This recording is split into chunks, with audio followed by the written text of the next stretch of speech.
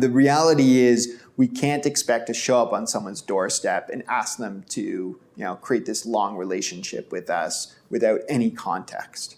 And that's really what content marketing is about. It's creating context for a relationship. The challenge with content marketing is that this whole movement and bringing everything together is very new. So, the benchmarks and the analytic tools have not been built out the way the others have. But, there's a lot of companies that are doing amazing things to make that more realistic. We really started to stumble into this buzzword of content marketing, and we started to hear about it. We started to look at how we could use it to attract customers, and before we knew it, we were building a content marketing platform to enable marketers without the need for IT. Uberflip is very much focused on creating the opportunity to understand what content works. So, as an example, we're tracking what content people read in connection with their marketing automation software. There's a lot of software out there that's coming today that has made it a lot easier for marketers to do the tasks that they may have had to outsource in the past.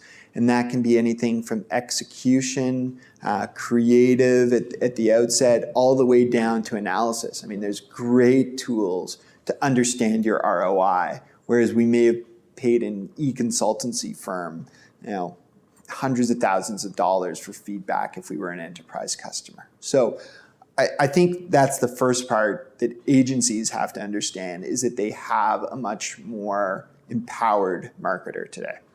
Where the agency, I think, is looking to adapt, and we work with a lot of agencies who do an amazing job at this ourselves, is find areas where there's opportunity for that value add. So I think where agencies are going to move is to become, a complement to more of those day-to-day activities, which in a way almost gives agencies more opportunity because it's not a specific campaign, right? We've moved from the marketing concept of build amazing campaigns that we rerun day after day to we have to create ongoing content all day long.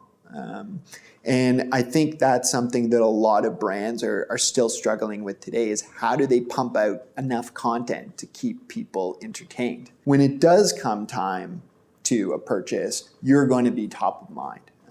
And as much as that sounds like an expensive proposition, the reality is that it's a lot more costly to start throwing dollars out at ads and TV and print and AdWords and everything else that's a lot more forced, and our audience is becoming a lot smarter to ignore that today. I think that it's very easy for a marketer today to really try and be a generalist, but I think we're seeing a lot more specialties develop. So in one sense, you could say that there's not one skill, but one common element that I think goes throughout, and we really, we make sure that our marketing team is focused on, is analysis, is being able to run a campaign and set objectives that they can benchmark against for the future and measure in terms of success. A marketer should really think about every piece of content that they're going to send out, especially when it comes to email as an example, because if that person's not going to find value in that piece, why are you sending it? I mentioned that there's this big focus today to pump content out, right? And I think that the challenge there is we're pumping out so much content that sometimes we're forgetting who it's for. So it's very much become, okay, we need to have a blog post a day, or we need to create a video a week. But sometimes we're forgetting to pay attention to who that persona is. And that's one thing that we really urge our customers to give thought to, is what is your buyer's persona? So I think that ultimately we're going to get to the point where that return on investment can actually be seen at more of a micro level than we ever understood, as opposed to those macro levels, which we may not have the insight yet today.